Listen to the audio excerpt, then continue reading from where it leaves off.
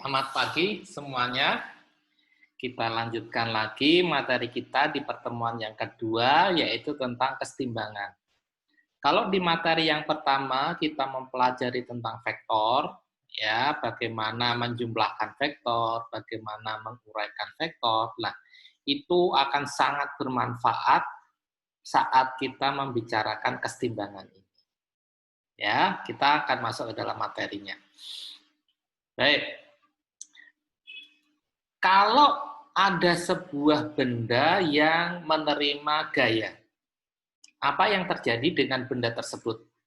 Kita mempunyai kaleng, kita mempunyai bola, atau benda-benda yang lainnya, kemudian benda tersebut menerima gaya. Apa yang terjadi? Yang pertama adalah perubahan bentuk benda tersebut. Jadi kalau ada kaleng, kemudian Anda pukul pakai palu, maka kaleng itu akan penyok. Nah, itu berubah bentuknya. Atau bisa juga berubah keadaan geraknya. Kalau ada sebuah bola, tadi yang Pak Wis sampaikan, Anda taruh di tanah, bolanya diam ya. Kemudian Anda tendang, bolanya dari diam menjadi bergerak. Atau bolanya bergerak ke kanan, kemudian Anda tendang dari samping, benda bola tersebut arahnya berubah. Jadi, akibat sebuah gaya, maka yang terjadi adalah benda itu bisa berubah bentuk, bisa juga merubah keadaan gerak dari benda tersebut. Benda yang bergerak, ya. Benda yang bergerak itu ada yang bergerak secara translasi atau gerak lurus, ya, atau benda yang bergerak secara rotasi, berputar. Jadi benda yang bergerak ada dua, satu gerak translasi, dua adalah gerak rotasi. Translasi itu kanan kiri, atas bawah, kalau rotasi itu berputar, ya. Nah, sekarang kita masuk ke dalam materi kesetimbangan. Jadi kita sudah tadi mempelajari akibat sebuah benda dan mempelajari mengetahui tentang gerak. Nah, kesetimbangan, kalau tadi geraknya itu ada translasi dan rotasi, kita membahas terlebih dahulu kesetimbangan translasi. Ya, kita juga nanti akan membahas kesetimbangan rotasi. Kesetimbangan translasi dan kesetimbangan rotasi tersebut merupakan hukum pertama dari Newton, yaitu hukum tentang gerak. Ya, nanti bunyinya seperti apa kita akan lihat. Nah, di dalam hukum Newton 1 ini kita membahas tentang kesetimbangan. Benda dikatakan setimbang itu yang seperti apa? Yang pertama, benda itu diam. Ya, jadi kalau diam itu setimbang. Jadi apapun yang diam itu setimbang. Yang kedua, bergerak translasi dengan kecepatan tetap. Jadi geraknya lurus ke kanan, kiri, atas atau bawah, tapi kalau kecepatannya tetap itu dikatakan setimbang. Perhatikan ya, bahwa gerak translasi itu adalah gerak translasi dengan kecepatan tetap itu dikategorikan sebagai gerak yang setimbang. Pak Wid mau rubah menggunakan laser. Nah, ini ada ya. Nah, ini. Oke, selanjutnya bergerak rotasi dengan kecepatan tetap. Nah, di sini bendanya berputar, tetapi kecepatannya tetap. Itu juga dikategorikan setimbang. Jadi benda dikatakan setimbang itu adalah benda yang diam, benda yang bergerak dengan kecepatan tetap, gerak translasi, ataupun gerak rotasi. Tapi kalau kecepatannya tetap, dia dikatakan setimbang. Nah, misalkan ini, kalau kita mempunyai sebuah benda, bulat seperti ini, oval, kemudian Pak Wid beri gaya F1 ke kanan, maka akibatnya benda ini, bulat ini akan bergeser ke kanan. Ya. Selanjutnya, kalau benda yang sama, kemudian Pak Wid kasih gaya ke kiri, gaya F2, gaya tersebut sama besarnya F1 dan F2, dan garis kerjanya sejajar, ini garis kerjanya sejajar yang putus-putus ini, maka benda itu tidak akan bergerak. Kalau toh tadinya bergerak, kecepatan terakhirnya berapa? 10 meter per detik. setelah diberikan F2 ini maka akan 10 meter per detik terus. Tapi kalau tidak ada F2 bisa berubah tambah cepat, tambah cepat, tambah cepat. Ya, tapi setelah ada F2 kecepatannya akan konstan, atau kalau tadinya diem ya dia akan diem terus. Artinya setimbang. Nah, kalau seperti ini, sekarang F1 dan F2 tidak dalam satu garis kerja. Akibatnya apa yang terjadi? Bendanya akan berotasi. Ya, bendanya ini akan berotasi. Kalau kita punya sepeda yang atas kita kasih gaya, maka rodanya akan berputar, ya, roda sepeda tersebut. Demikian juga dengan ini, akibatnya apa kalau seperti ini susunannya? Perputarannya semakin cepat. Nah, ini jumlah gaya kita sebut dengan resultan, ya, jumlah gaya kita sebut dengan resultan atau R. F1 dan F2 ini hurufnya tebal semua, menyatakan vektor, kemarin kita sudah sampaikan, ya. Kalau benda itu setimbang, ya, maka jumlah gayanya ini resultannya harus sama dengan 0. Ya, F1 kurangi F2 itu sama dengan 0. Nah, ini bentuk skalarnya. Ini vektornya, ini bentuk skalarnya. F1 tambah F2 itu harus sama dengan 0. F1 dan F2 itu sama besarnya, tanda sama dengan menyatakan nilainya sama, tanda negatif menyatakan arahnya yang berlawanan. Jelas ya sampai di sini? Oke, Pak Wid lanjutkan lagi. Garis kerja gaya F1 dan F2 berhimpit ini, ya, maka akan terjadi kesetimbangan translasi dan rotasi. Jadi ini tidak akan, ya, tidak akan bergerak berputar. Jadi akan geraknya translasi. Maka ini akan terjadi kesetimbangan translasi dan rotasi. Tetapi kalau yang ini tidak berhimpit, maka akan terjadi kesetimbangan translasi saja. Rotasinya enggak tambah kencang, ya. Mutarnya tambah kencang tapi dia diam, tidak bergerak kiri atau kanan. Ya, tapi hanya berputar. Jadi dari ketiga contoh ini kita bisa melihat bahwa di mana posisi gaya, di mana gaya itu bekerja akan mempengaruhi benda tersebut. Ya, tadi mempengaruhi bentuk, mempengaruhi keadaan geraknya. Nah, sekarang kita punya gambar yang berikutnya. Ada 3 gaya. Kalau tadi 2, sekarang ada 3 gaya yang bekerja pada benda tersebut. Ada F1, ada F2, ada F3. Kalau kita perpanjang garis kerja ketiga gaya tersebut, maka gaya tersebut akan bertemu di satu titik ini. Ya, bertemu di satu titik ini. Nah, apakah dia setimbang atau tidak? Kita lihat ya, resultan dari gaya F1 dan F2 dan F3-nya ini bagaimana? Atau resultan F2 dan F1 ini bagaimana? Atau F1 dan F3 itu resultannya bagaimana? Apakah resultannya itu melawan gaya-gaya yang lainnya? Kita lihat salah satu contoh saja, F2 dan F3. Kalau F2 dan F3 ini kita resultankan, maka kita jumlahnya adalah gaya R ini. Ya. Kalau gaya R ini, perhatikan ya, garis kerjanya ini berhimpit dengan F1.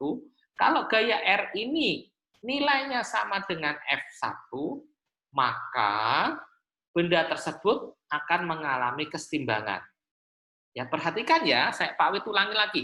Gambar yang pertama ini, ketiganya bertemu di satu titik. Nggak bisa kalau tidak satu titik. Ya, ini ketibanya. Ini contohnya harus bertemu di satu titik.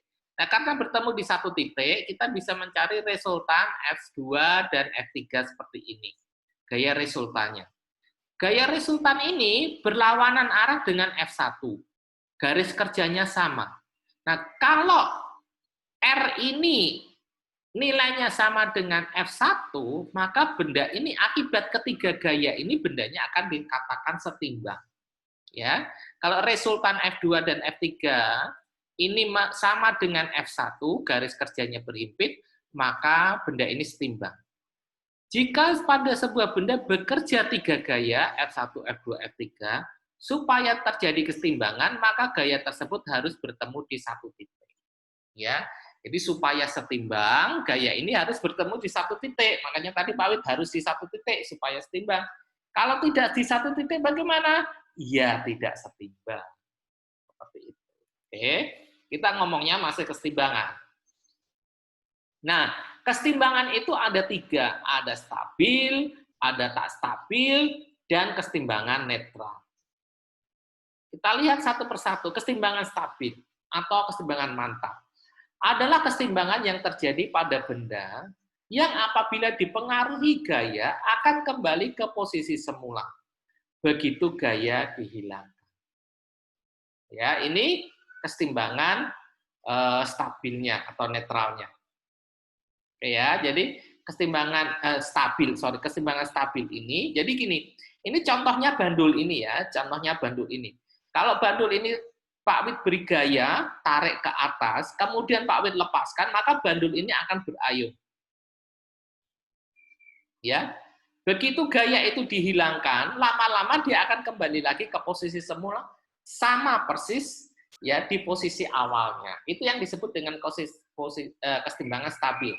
Jadi kalau ada Anda pernah lihat nggak mainan yang dari plastik, yang gambarnya bisa Doraemon, kalau dipukul dia tidur, bergerak, kemudian balik lagi, dipukul, nah itu kesetimbangan stabil. Jadi setelah ada gaya dia berubah tempatnya, setelah gayanya hilang, balik lagi ke posisi semula. Ya sama seperti ini.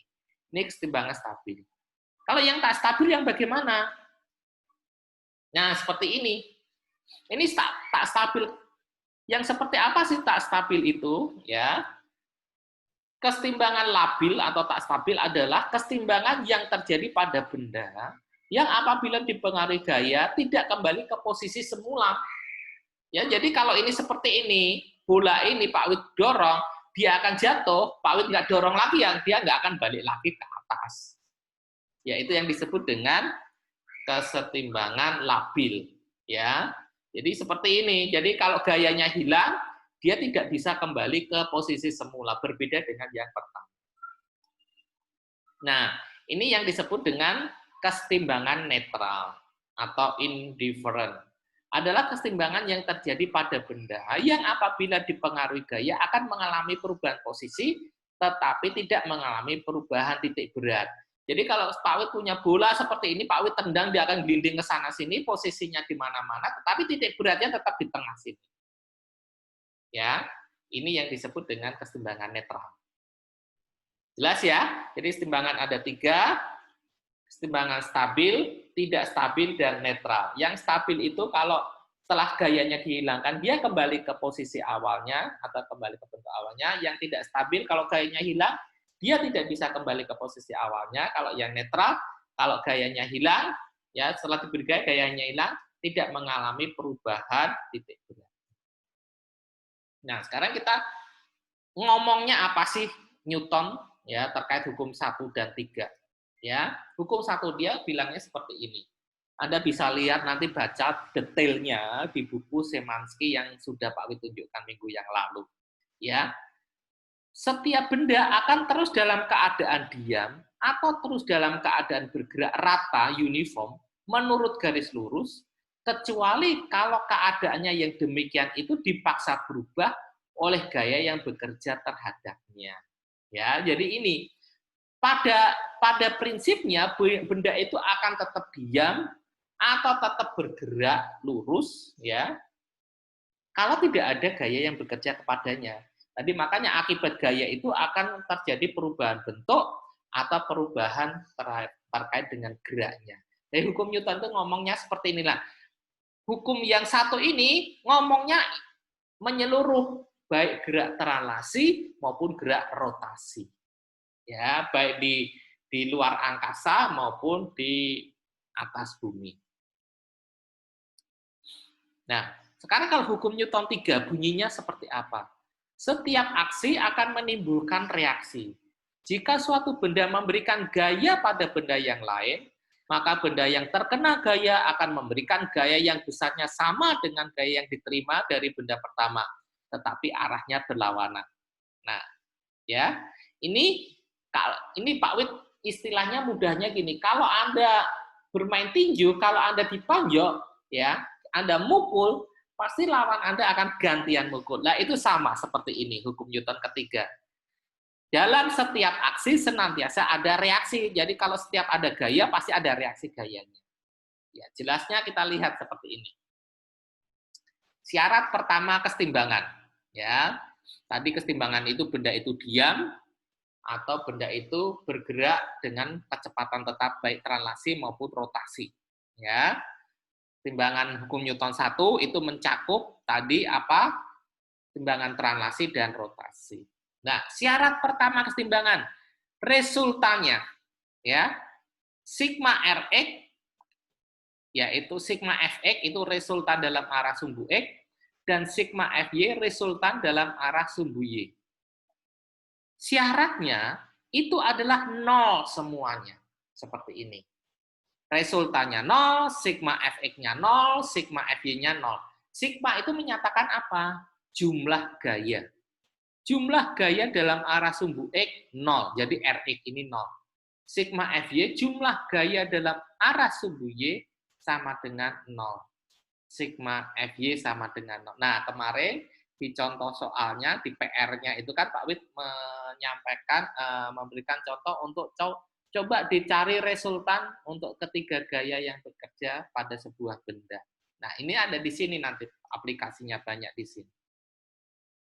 Pak Wid ingatkan lagi ya, syarat pertama kesetimbangan yaitu jumlah gaya yang bekerja pada benda tersebut sama dengan 0. Ya, artinya seperti ini. Kalau ada sebuah benda dalam kondisi setimbang, bukan berarti pada benda tersebut tidak ada gaya yang bekerja. Gayanya ada, tetapi jumlahnya sama dengan 0. Ya, Pak Wid naruh buku di atas meja. Nih ya, buku di atas ini, di atas tangan Pak Wid seperti ini. Ya, buku di atas tangan Pak Wid. Ini setimbang diam. Bukan berarti tidak ada gaya yang bekerja pada buku ini. Ada. Gayanya apa? Yaitu gaya yang pertama adalah gaya tangan Pak Wid menopang ini. Yang kedua adalah gaya berat dari buku ini ke bawah. Karena ini setimbang ya, dia diam aja seperti ini. Kalau tidak setimbang apa yang terjadi? Dia akan turun ke bawah seperti ini. Pak Wid tidak kuat, atau Pak Wid gayanya kegedean sehingga dia akan naik ke atas. Nah, itu nggak setimbang. Kalau setimbang ya diam seperti ini, atau bergerak dengan kecepatan tetap. Ya, bukan berarti kalau benda setimbang itu tidak ada gaya yang bekerja padanya. Oke, jelas ya?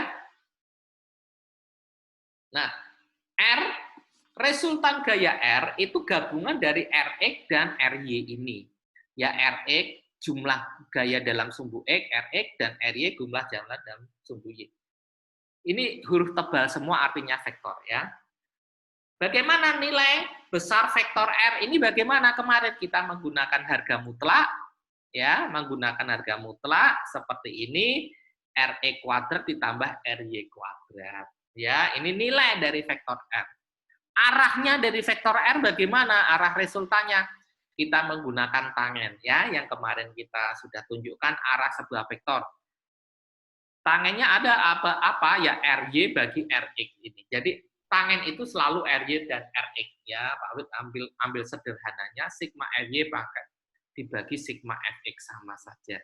Jadi ini R yang di sini nilainya akar dan tangen ini menyatakan sudutnya ya. Nanti kalau pakai kalkulator gampang ya. Jadi semuanya harus mempunyai kalkulator yang ada ini tangennya. Kalau sekarang HP sekarang juga sudah ada sudut sinus kosinus gampang. Ya. Ada pertanyaan? Ya, nanti ya. Jadi kita diskusikan nanti. Sekarang kita Pak Wid lanjutkan terlebih dahulu dengan hukum Newton ketiga. Terhadap setiap aksi senantiasa ada reaksi yang sama besar dan berlawanan arahnya.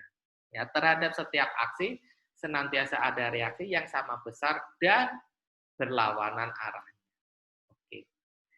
Dari bunyi hukum Newton ketiga ini, di mana setiap aksi akan menimbulkan reaksi atau setiap sebab akan menimbulkan akibat.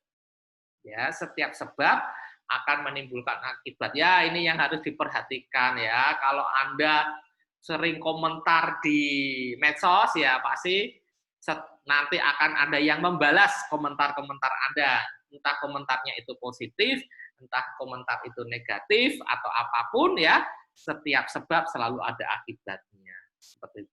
Di mana setiap gaya sebab yang diberikan akan menghasilkan besarnya gaya akibat yang dihasilkan. Nah, ini kalau hukum Newton 2 dan Newton 3 ini sebab dan akibat besarnya adalah sama. Ya, contohnya ini. Pak Wid mempunyai sebuah balok yang digantung pada langit-langit, ya, menggunakan sebuah tali warna hijau ini digantung pada setiap langit-langit. Balok ini beratnya W1, berat ya, W1.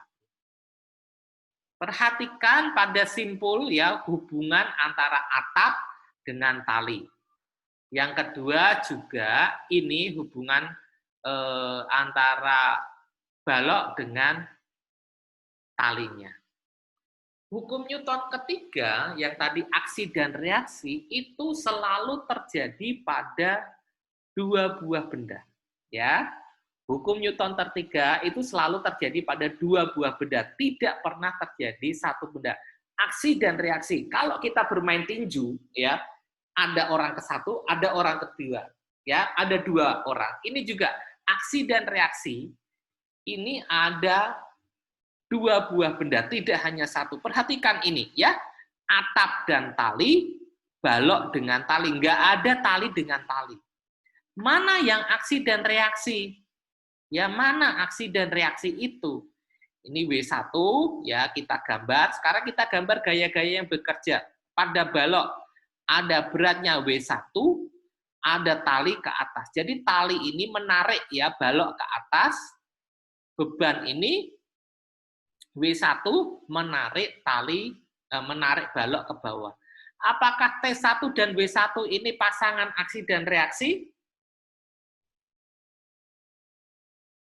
Pasti ada yang menjawab iya. Bukan. Ya, bukan. T1 dan W1 itu bukan pasangan aksi dan reaksi. T1 ya, itu pasangannya adalah ini, T1 aksen yang ada di kirinya ini.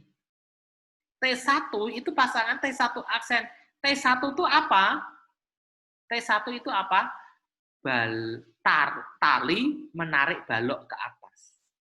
T1 ya ini adalah tali menarik balok ke atas. T1 aksen apa?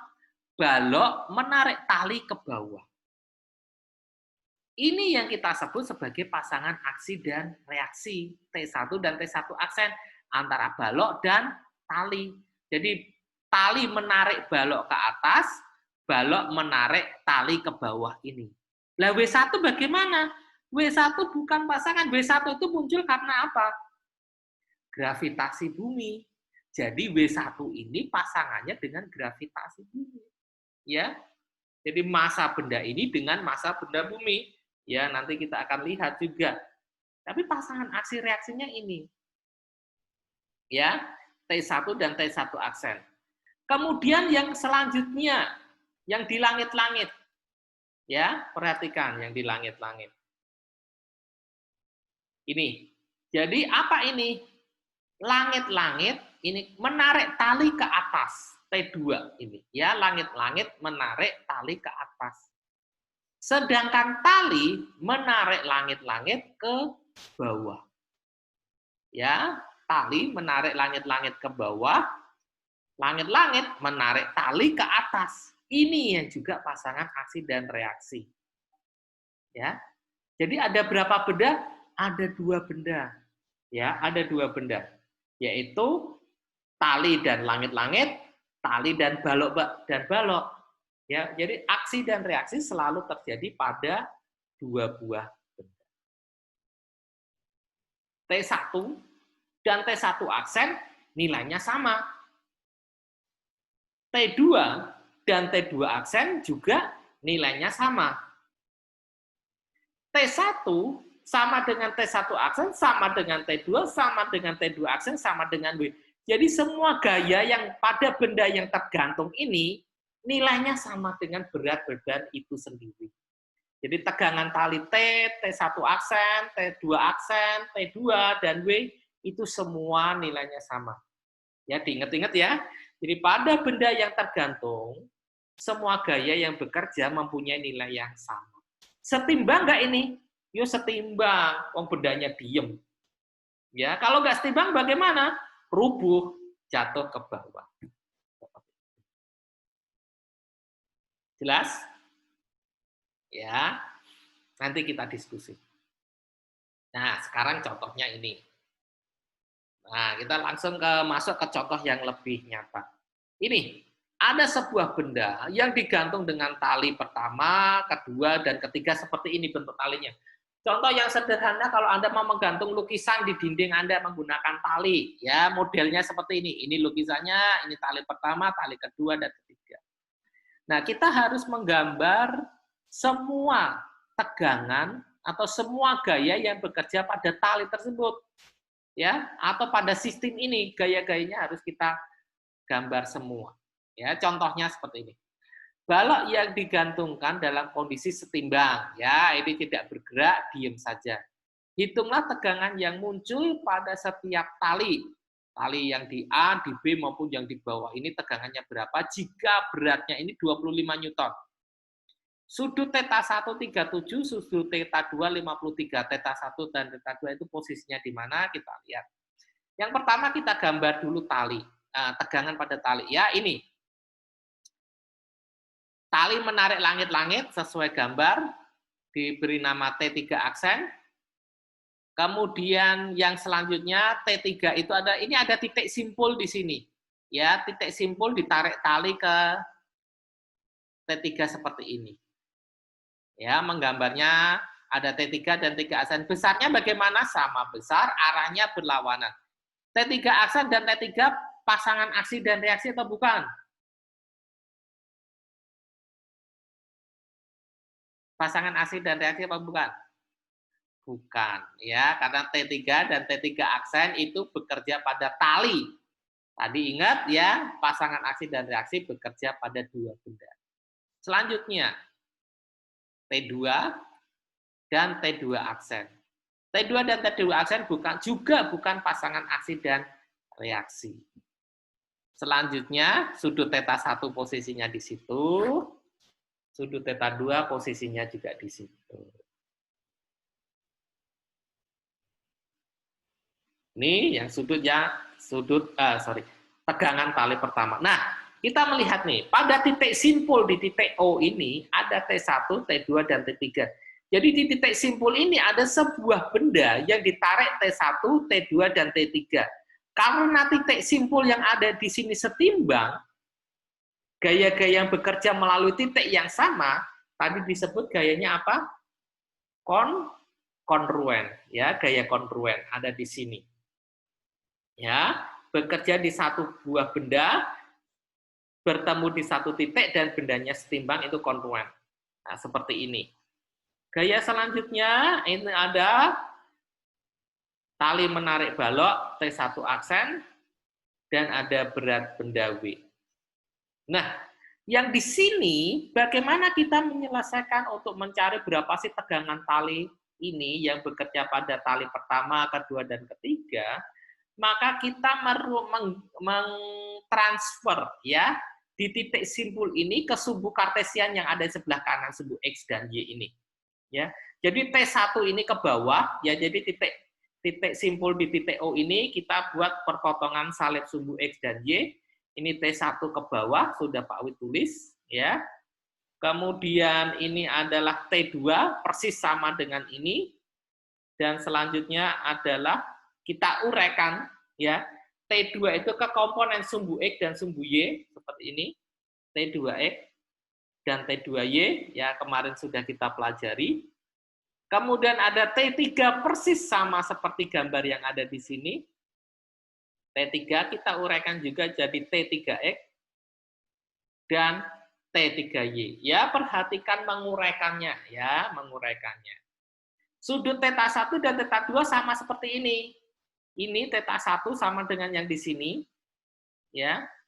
Jadi kalau kita buat salib sumbu di sini, kita buat salib sumbu di sini, maka sumbunya ini adalah apa? Berseberangan tapi bertolak belakang. ini juga berseberangan dan bertolak belakang seperti ini. Sudutnya theta 1 37, theta 2 53. Ya. Ya, kita sekarang cari tadi sigma. Syarat setimbang tadi apa? Sigma Fx sama dengan 0, sigma Fy sama dengan 0, ya. R-nya juga nanti sama dengan 0. Sekarang kita satu persatu T2X. T2X itu adalah T2 cos theta. Ya, theta 2. T2 cos 37, theta 2 37, 0,6 T2. Dan seterusnya T2Y adalah T2 sin theta 2, sin theta 237, 0,8, dan seterusnya T3X adalah T3 cos theta 1, T3 cos 53, ya, T3Y sin, ya, dan seterusnya ini, ya. Sampai di sini siapa yang belum jelas? Ya, ini urean ya, urean dari vektor T2 ke arah sumbu X, T2 cos theta. Ini juga urean vektor T ke arah sumbu Y, T2 ya, T2 sin theta 2. Kita masukkan sudut-sudutnya, hasilnya adalah seperti ini. Syarat kesetimbangan sigma Fx sama dengan 0. Arah sumbu X apa saja itu? Arah sumbu X kalau kita lihat gambarnya sebelumnya, yaitu T2X dan T3X ini arah sumbu X. Arahnya searah apa berlawanan? Berlawanan ya, ini tinggal dikurangkan saja kalau arahnya berlawanan. Pokoknya harus nilainya sama dengan 0. Setimbang syaratnya sigma Fx sama dengan 0. Kita masukkan angkanya T2X ini, T3X ini. Ya, sama dengan 0. Selanjutnya sigma Fy, arah sumbu Y. Itu juga harus sama dengan 0. Ada apa sumbu Y? T2Y arah ke atas, dan T3Y ternyata arahnya ke atas juga. Satu lagi yang berlawanan adalah T1 arahnya ke bawah. Ya, arahnya ke bawah. Ya, kalau arahnya ke bawah, ya kita jumlahkan yang searah ke atas dijumlah, dikurangi yang arah ke bawah.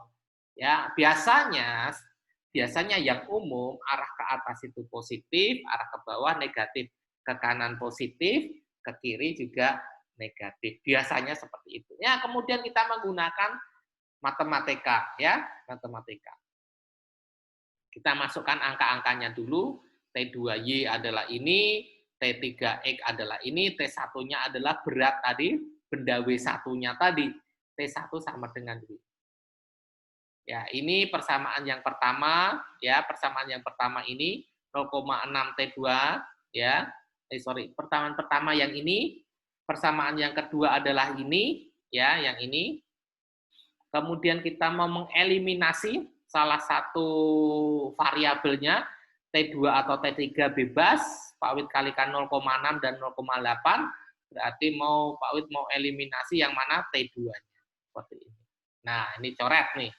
Ya, kalau tidak dikalikan 0,6 jadi 0,48, 0,36 dan seterusnya.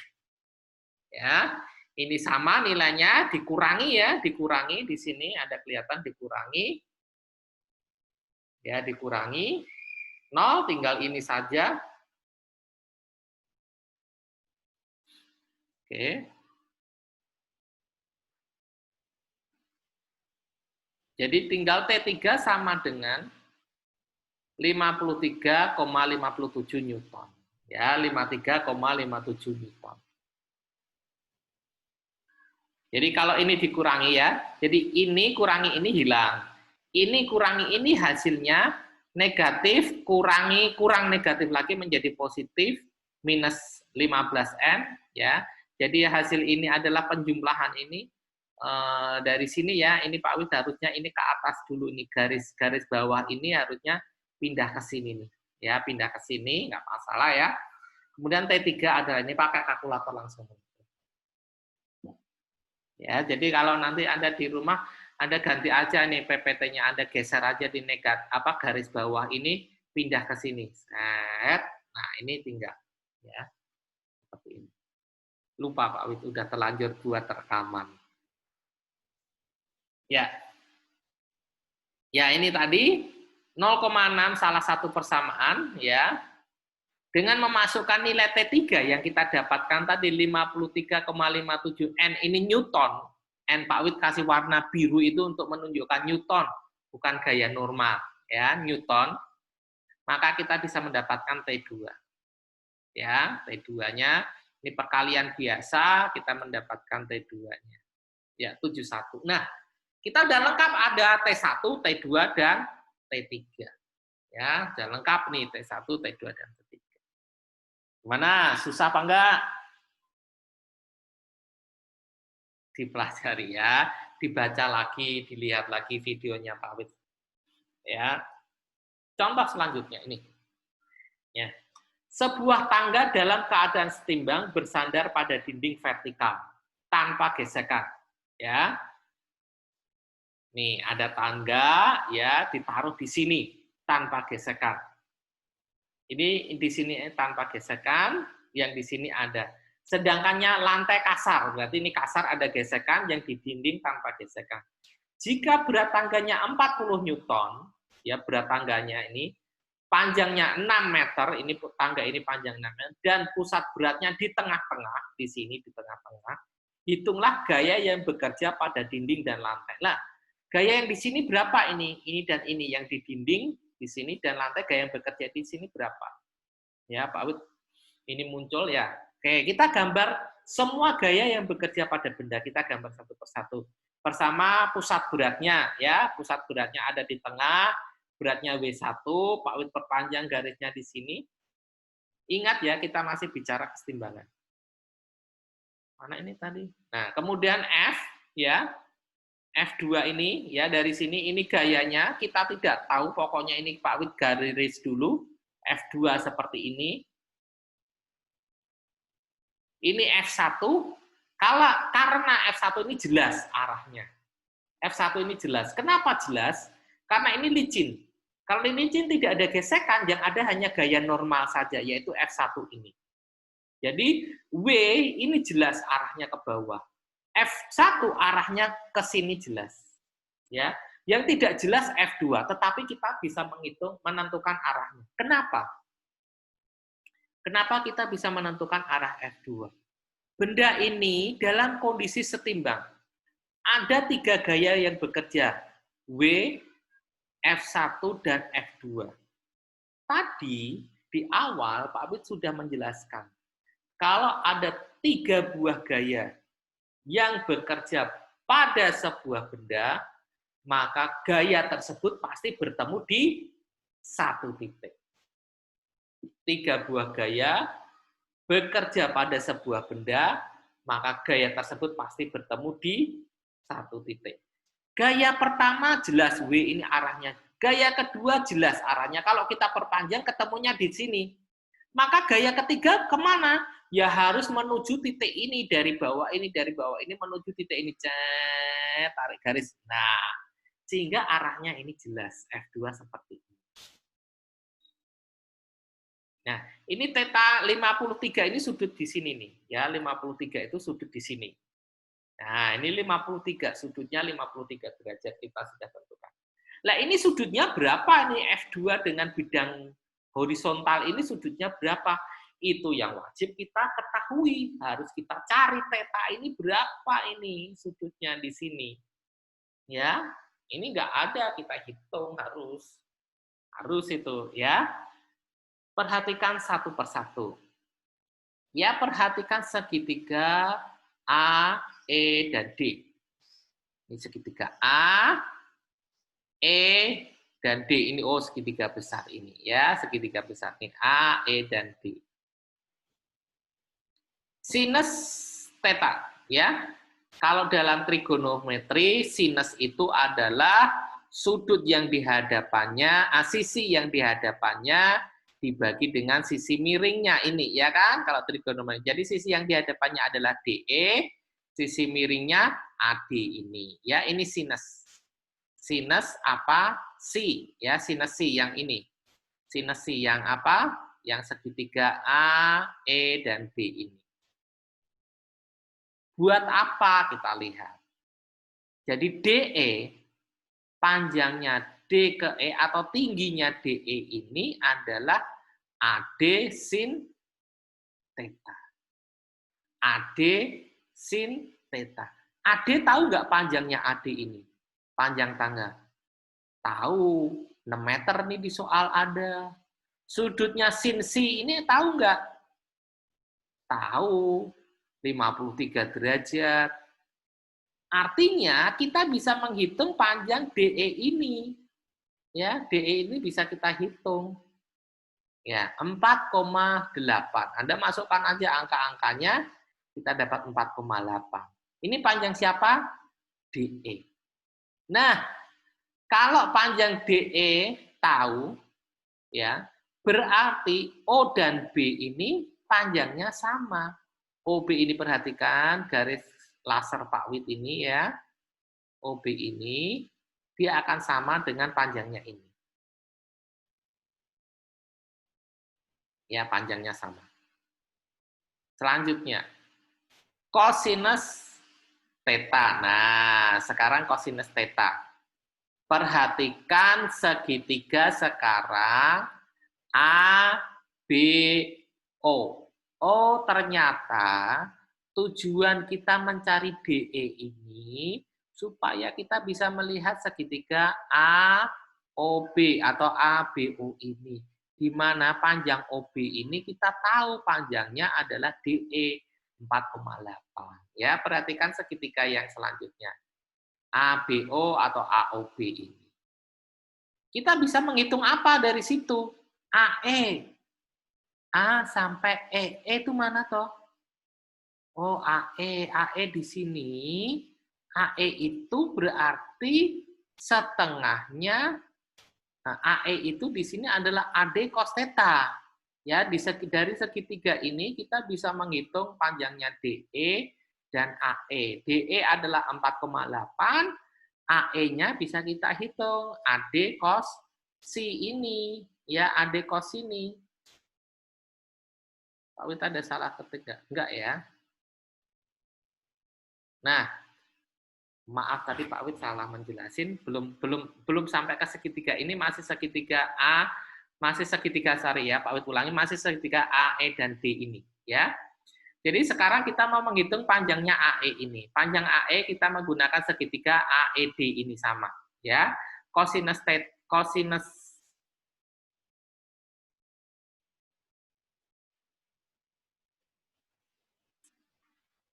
sabar.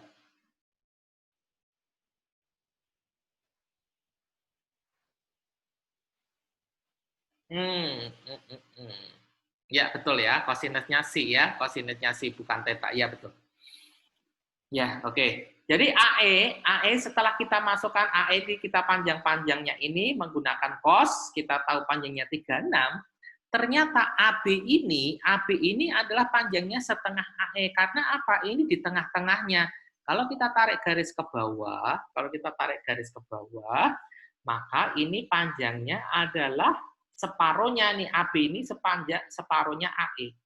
Jadi kalau AE 3,6, AE ya setengah AE atau AB itu 1,8. Nah, kita tahu nih sekarang. Nah, segitiga ABO ini AB-nya panjangnya 1,8, OB-nya panjangnya 4,8. Nah, kalau kita tahu AB dan OB, pasti kita bisa menghitung sudut tetanya ini. Pakai apa? Tangen. Ya, tangen teta adalah OB bagi AB. Oke. Ya, perhatikan segitiga AOB itu ya. Perhatikan segitiga AOB ini ya, segitiga AOB. Nah, gaya-gaya yang ada di sini ya, Pak Wid, gaya-gaya yang berkumpul di titik O ini ya. Jadi F2 itu kita gambar ke kanan atas, F1 itu ke kiri dan W itu ke bawah ya di titik O ini yang kita pindah ke Kartesian ya, kita pindah ke Kartesian. Gaya yang ada di titik O yang merupakan perpanjangan dari W, F1 dan F2 kita pindah ke Kartesian. Ini nanti jadinya seperti ini. Ya. Oke, kita lihat dulu ini. Perhatikan segitiga AOB. Ya. Tangen theta. Nah, tadi Pak Wid ya, tangen theta adalah sisi tegak OB dibagi sisi yang horizontal. AB tadi 4,8 dibagi 1,8. Ya. Nilainya kita bisa hitung pakai kalkulator 69,5. Nah, ini tadi ya, di sini nih. Ini F2 tadi kalau kita gambar ini di titik O, ini F1 ke kiri, W-nya ke bawah, F2-nya ke atas, sudutnya dengan horizontal nilainya 69,5.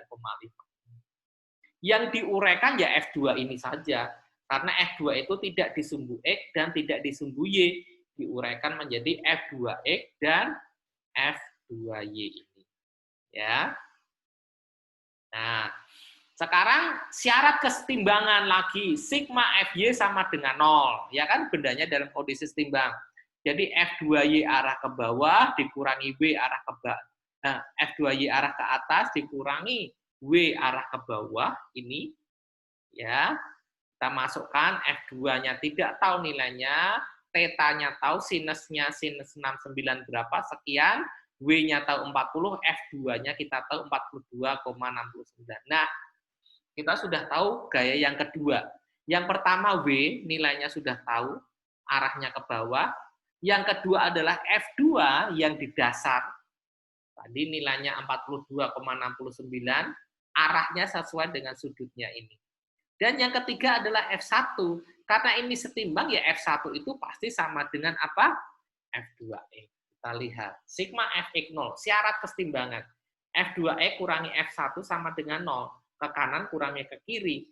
Kita masukkan angka-angkanya. Ya. F2-nya ini, kosinus theta-nya adalah kosinus 69,5, 0,35. F1 negatif pindah ke kanan jadi positif, ya ini nilainya. Lengkap sudah F1, F2, dan F3. Jelas? Nanti kita diskusi ya. Nanti dipelajari lagi. Contoh yang ketiga. Waduh, nggak habis-habis nih contohnya. Ada balok yang terletak di bidang miring. Beratnya W1. Ya. Beratnya W1. Terletak pada bidang miring tanpa gesekan, licin artinya ya, dengan sudut miring theta. Ini sudut miringnya theta. Balok tersebut dihubungkan dengan balok B seberat W2. Dihubungkan dengan W ini ya, beratnya W2. Dengan tali lewat kelekan, ini talinya ya. Bila W1 50 Newton ya, dan sudutnya adalah 30 derajat Celcius, tentukan berat balok W2 pada sistem agar sistemnya setimbang. Dan gaya normal, gaya normalnya juga ditanya berapa ya. Gaya normal bekerja pada siapa? Balok A. Balok A itu yang W1. W1 kita tahu beratnya 51 Newton. Yang ditanya balok B ini yang tergantung W2. Untuk melihat ini, untuk menyelesaikan ini, maka yang perlu kita lakukan adalah menggambar. Mengidentifikasi semua gaya yang bekerja pada sistem, kemudian kita gambarkan. Ada berat nih ya, berat balok A, W. Kita tuliskan di sini W1. Ada apa lagi di sini? No, B1 ini kita uraikan yang tegak lurus dengan sumbu bidang miring dan yang nilainya sama dengan W1 cos theta. Ya, ini kan yang dekat sudut itu cos, yang jauh dari sudut pasti sin, ya.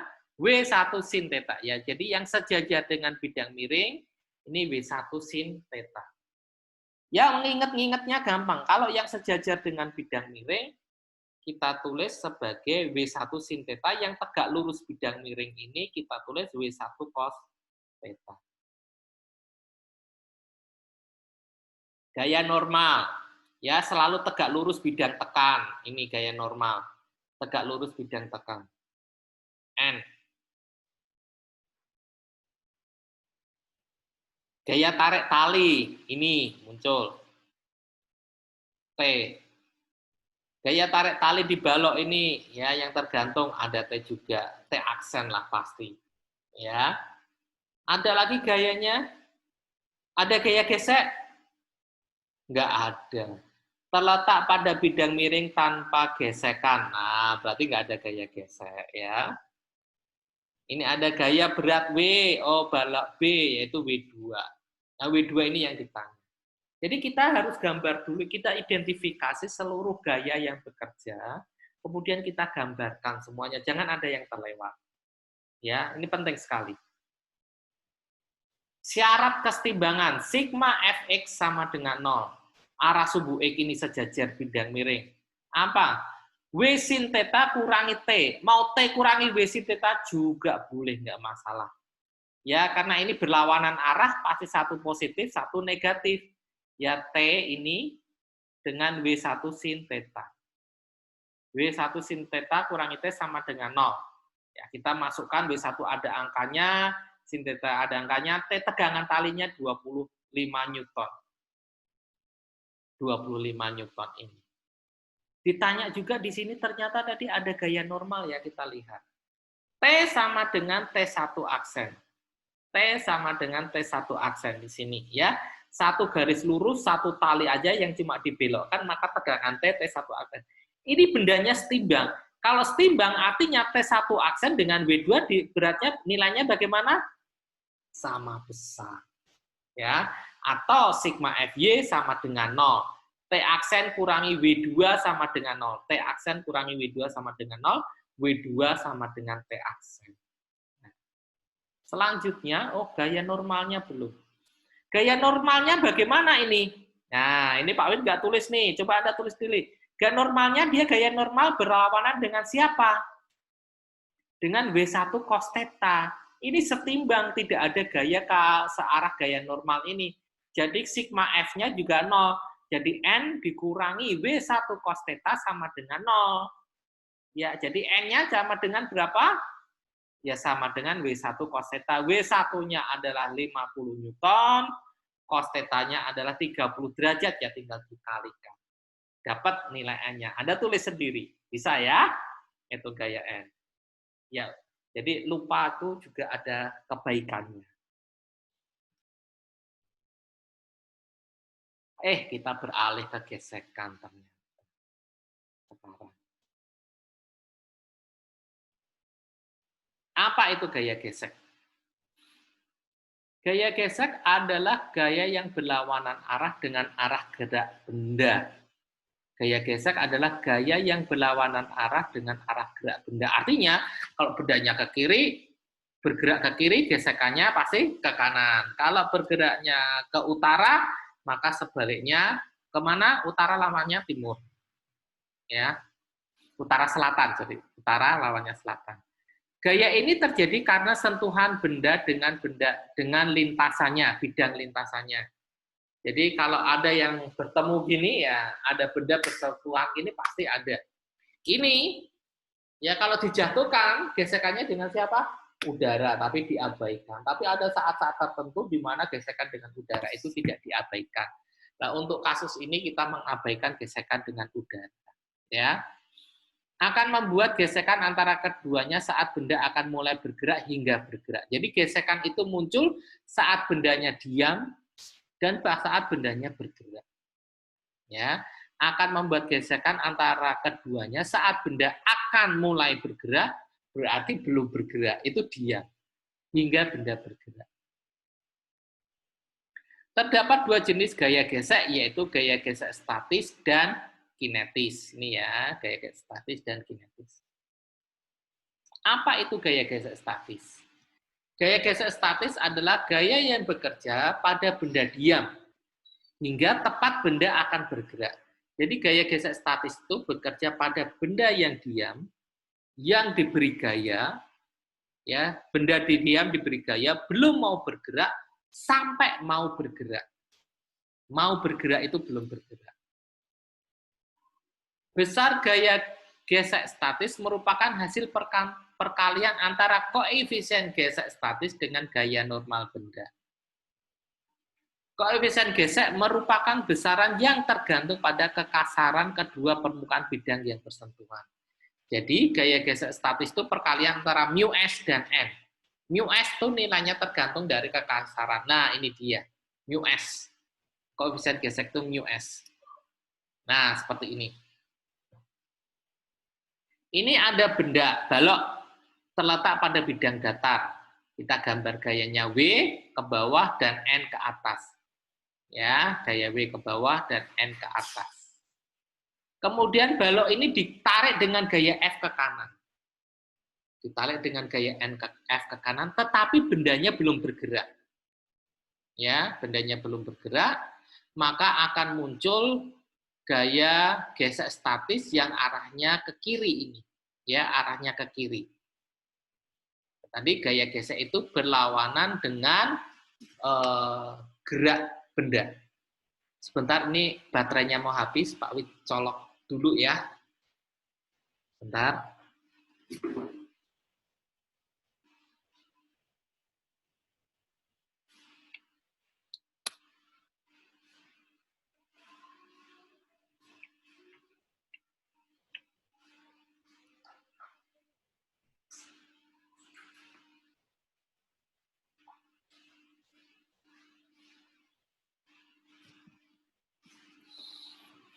Nah, balik lagi ya. Jadi ini gaya balok ini ditarik dengan gaya F. Tapi gaya F ini belum membuat benda itu bergerak jauh banget masih bergerak. Ya. Sehingga walaupun dia belum bergerak karena sudah ada gaya F ini, maka muncul gaya gesek ini. Kalau tidak ada gaya F ini, apakah ada gaya Fs? Tidak ada. Ya, gaya ini muncul, Fs itu muncul karena ada gaya F ini. Kalau tidak ada gaya F, ya ini nggak muncul. Yang ada hanya N dan W ini aja. Ya, itu penting ya. Ini pemahaman yang penting. Jadi gaya gesek muncul itu kalau ada gaya yang bekerja pada benda. Ya, ke arah geraknya. Ya. Persamaan gaya gesek statis GGS. Ya, Fs, mu S kalikan N ini gaya normal. Mu ini adalah mu S adalah koefisien gesek statis. Kalikan gaya normalnya. Ya, lebih kecil sama dengan. Kalau lebih kecil itu masih jauh dari bergerak. Ya, ini lebih kecil itu bendanya diem. Ya, jauh dari bergerak. Sama dengan siap bergerak. Kalau siap bergerak itu sudah bergerak apa belum? Belum juga, ya. Siap bergerak itu bendanya belum bergerak. Jadi untuk gaya gesek statis ada dua, lebih kecil dan sama dengan. Kalau yang lebih kecil itu bendanya dia masih jauh, ya. Kalau sudah sama dengan itu siap bergerak. Jadi kalau gaya F ini diperbesar sedikit saja, maka dia akan langsung bergerak. Gaya gesek statis bekerja pada benda diam sehingga siap bergerak, ya.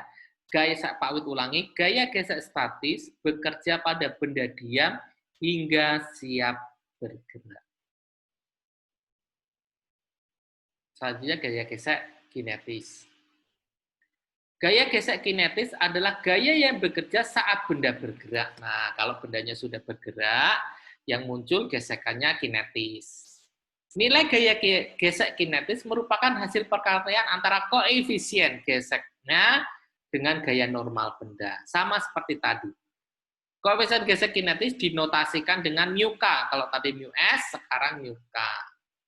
Nilai koefisien gesek kinetis selalu lebih kecil dari koefisien gesek statis untuk material yang sama. Jadi mu S itu, mu K itu nilainya selalu lebih kecil daripada mu S. Nah, ini sekarang lagi ya. Balok yang sama, sekarang gaya bendanya ini untuk sudah bergerak ceritanya.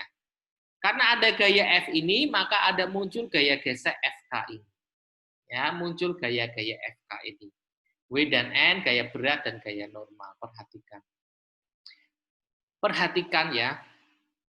Posisi, ini penting. Posisi garis kerja gaya W dan gaya N. Kalau ada gaya F, ada gaya FK, maka N dan W itu tidak berhimpit.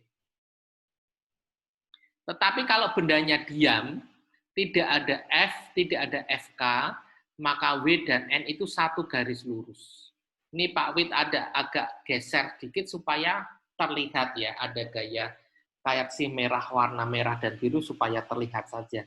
Artinya, tapi ya Pak Wid mau jelaskan, kalau tidak ada gaya F, itu artinya tidak ada gaya FK. Kalau bendanya ini diam, maka W dan N itu satu garis lurus. Tetapi kalau ada F, ada gaya F, maka garis kerja gaya N itu sudah bergeser, tidak lagi berhimpit dengan gaya W. Ya, bergeser. Nanti di soal-soal ada Pak Wid akan Pak Wid akan berikan soalnya dan Anda harus mengerjakan. Persamaan gaya gesek kinetis, tidak ada lebih kecilnya, hanya sama dengan saja, mu K sama dengan mu K kalikan N. Ya, mu K lebih kecil dari mu S, selalu seperti di F itu lebih besar dari FK. Ya, F lebih besar FK kalau bendanya bergerak ke kanan. Kalau benda bergerak ke kiri bisa nggak? Bisa saja di bidang miring itu kalau bendanya turun ke bawah ya FK-nya bisa. Bisa nggak?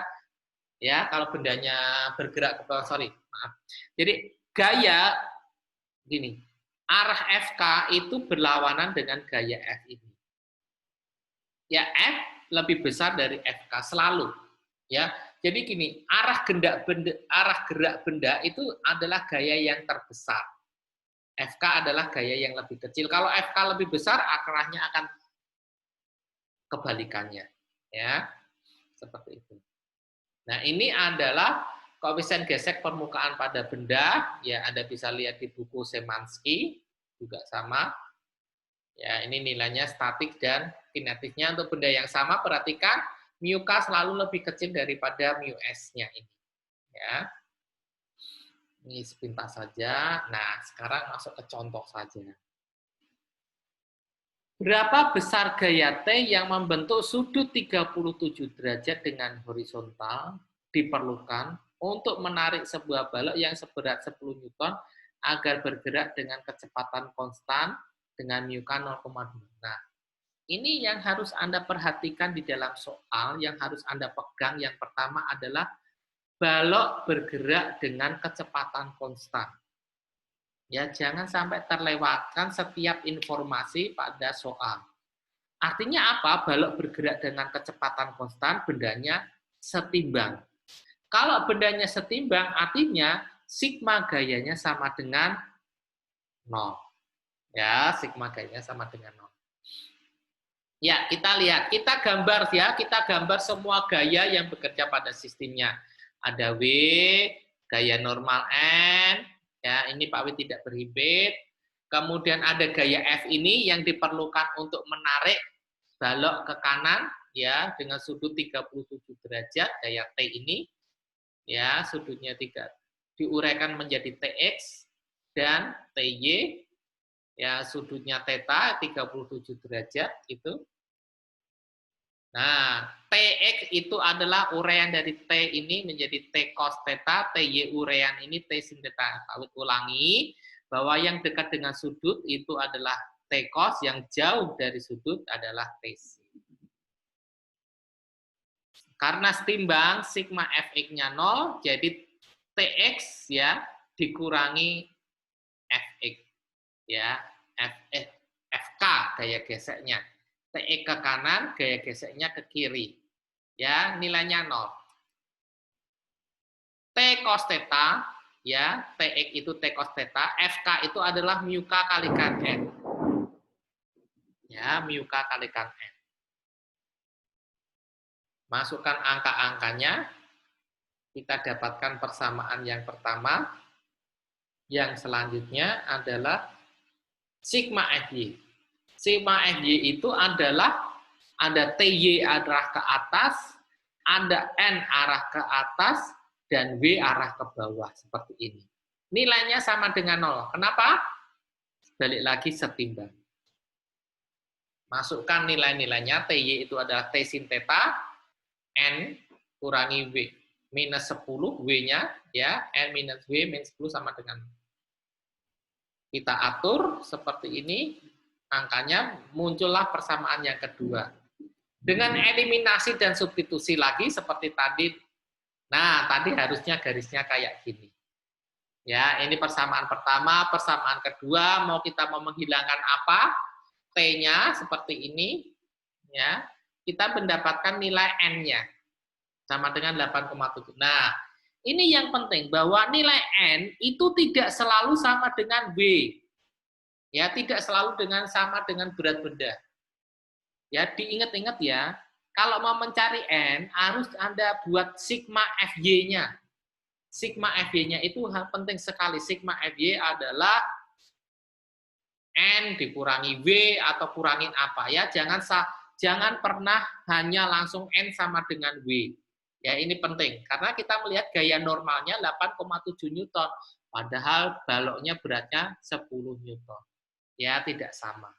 Kenapa bisa berkurang? Karena ada gaya F tadi, sehingga tekanan balok ke bidang datarnya berkurang. Nilainya menjadi 8,7. Nah, kalau kita sudah dapatkan N, masukkan ke salah satu persamaan, kita bisa mendapatkan nilai T. Seperti ini.